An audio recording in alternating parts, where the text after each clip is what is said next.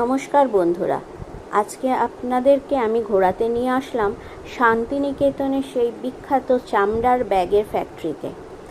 এটা আমার কুটিরের ঠিক রেস্টুরেন্টটার পেছনেই বিশালাকায় এক চামড়ার ব্যাগের ফ্যাক্টরি। ভীষণ ভালো লাগছে, এখানে আমাদের মা কাকিমাদের বয়সের মহিলারা কি সুন্দর কাজ করছেন।